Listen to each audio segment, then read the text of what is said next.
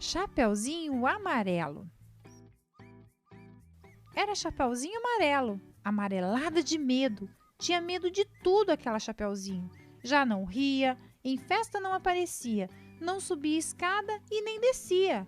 Não estava resfriada, mas tossia. Ouvia conto de fada e estremecia. Não brincava mais de nada, nem de amarelinha. Tinha medo de trovão. Minhoca para ela era cobra. E nunca apanhava sol, porque tinha medo da sombra. Não ia para fora para não se sujar. Não tomava sopa para não ensopar. Não tomava banho para não descolar. Não falava nada para não engasgar. Não ficava em pé com medo de cair. Então vivia parada, deitada, mas sem dormir, com medo de pesadelo. Era Chapeuzinho Amarelo. De todos os medos que tinha, o medo mais que medonho era o medo do tal do lobo. Um lobo que nunca se via, que morava lá para longe, do outro lado da montanha, num buraco da Alemanha, cheio de teia de aranha, numa terra tão estranha, que vai ver que o tal do lobo nem existia.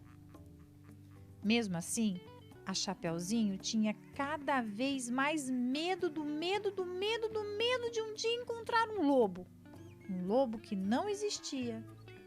E Chapeuzinho Amarelo, de tanto pensar no lobo, de tanto sonhar com o lobo, de tanto esperar o lobo, um dia topou com ele, que era assim: carão de lobo, olhão de lobo, jeitão de lobo, e principalmente um bocão tão grande que era capaz de comer 2 avós, um caçador, rei, princesa, 7 panelas de arroz e um chapéu de sobremesa. Mas o engraçado é que, assim que encontrou o lobo, Chapeuzinho Amarelo, foi perdendo aquele medo, o medo do medo do medo de um dia encontrar um lobo.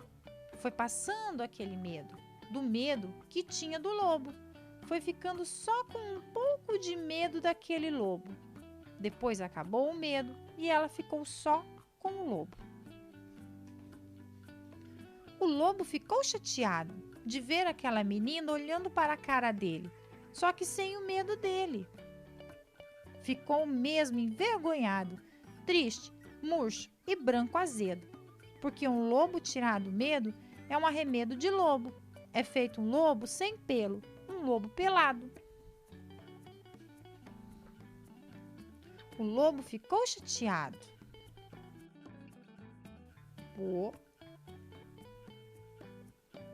Ele gritou: "Sou um lobo!" Mas Chapeuzinho nada.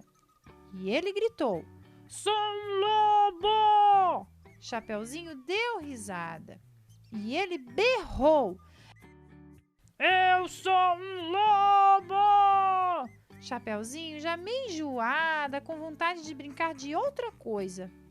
Ele então gritou bem forte aquele seu nome de lobo, umas 25 vezes, que era pro medo ir voltando e a menininha saber com quem não estava falando.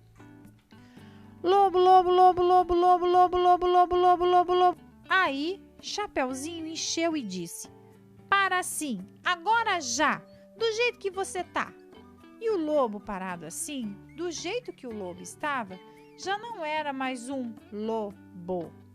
Era um bolo. Um bolo de lobo fofo, tremendo que nem pudim, com medo da Chapeuzinho, com medo de ser comido, com vela e tudo inteirinho. Chapeuzinho não comeu aquele bolo de lobo, porque sempre preferiu de chocolate. Aliás, ela agora come de tudo, menos sola de sapato. Não tem mais medo de chuva e nem foge de carrapato.